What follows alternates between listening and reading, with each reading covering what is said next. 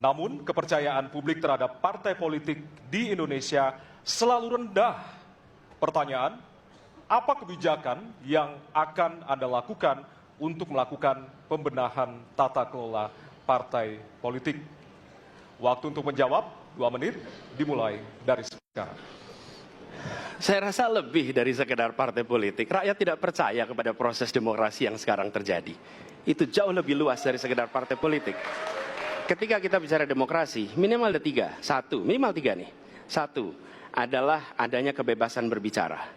Yang kedua, adanya oposisi yang bebas untuk mengkritik pemerintah dan menjadi penyeimbang pemerintah.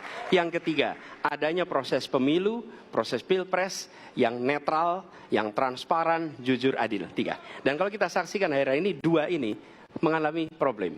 Kita menyaksikan bagaimana kebebasan berbicara menurun, termasuk mengkritik partai politik.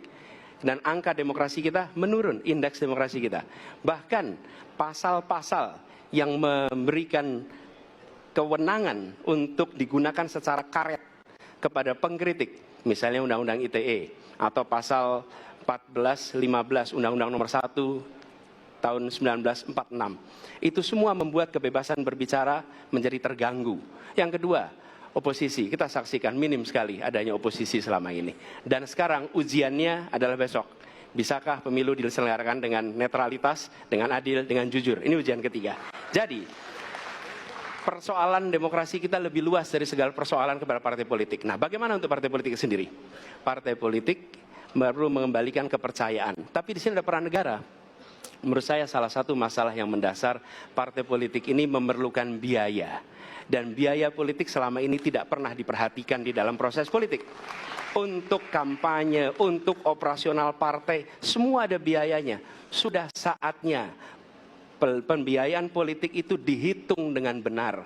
Ada transparansi, sehingga rakyat pun melihat ini institusi yang bisa dipertanggungjawabkan. Jadi salah satu reformnya adalah reform pembiayaan politik oleh partai politik. Terima kasih. Baik. Waktu sudah habis, terima kasih. Kini kami persilakan calon presiden nomor urut 2 untuk menanggapi jawaban calon presiden nomor urut 1. Waktunya 1 menit, dimulai dari sekarang. Mas Anies.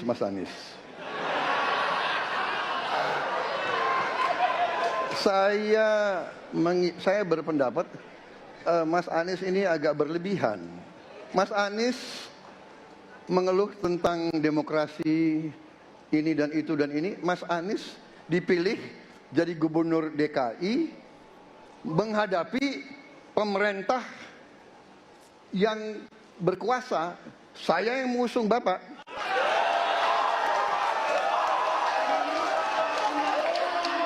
Kalau demokrasi kita tidak berjalan, tidak mungkin Anda jadi gubernur.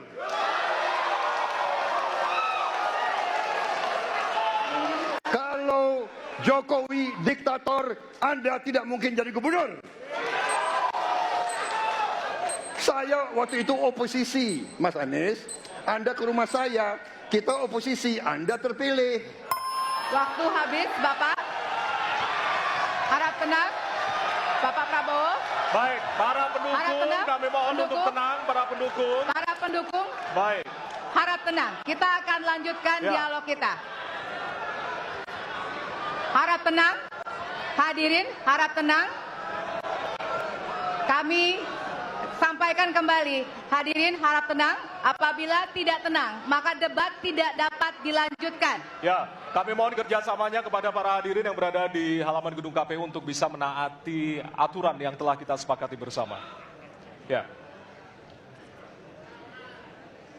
Baik, selanjutnya kepada calon presiden nomor urut 3. Kami silakan untuk menanggapi jawaban calon presiden nomor urut 1. Waktunya 1 menit dari sekarang. Saya jadi tidak enak ini Mbak hari ini. Mohon maaf. Saya tidak enak karena 2 kawan saya sedang nagih janji dan membuka buku lama. Tapi percaya begini. Yang pertama, tidak ada demokrasi tanpa partai politik. Tidak ada. Suka tidak suka, mau tidak mau. Dan fungsi partai politik itu adalah agregasi, sumber rekrutmen kader, pendidikan politik. Kebetulan saya pernah menjadi ketua pansus undang-undang partai politik.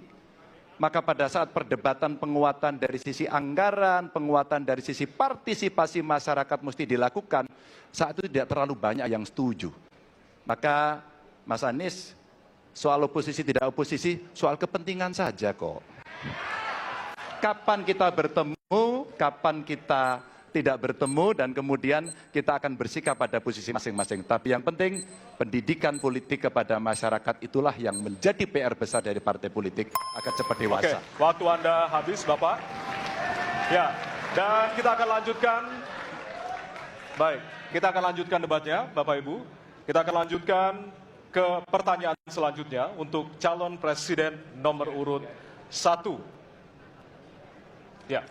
Untuk merespon tanggapan dari dua calon presiden lainnya, waktunya 1 menit dari sekarang. Ya.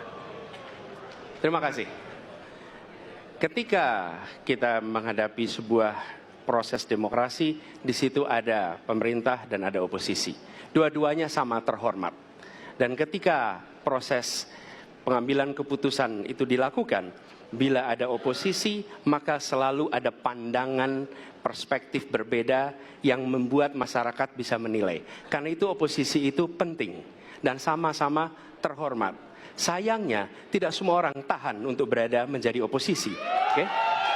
Seperti sampaikan Pak Prabowo tidak tahan untuk menjadi oposisi.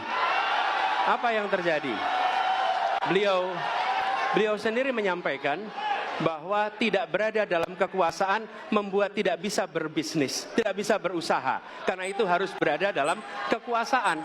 Kekuasaan lebih dari soal bisnis, kekuasaan lebih dari soal uang, kekuasaan soal kehormatan untuk menjalankan kedaulatan rakyat. Baik, waktu Anda Baik, habis, Bapak. terima Kami kasih. mohon sekali lagi kepada para hadirin yang berada di halaman KPU. Ditahan dulu.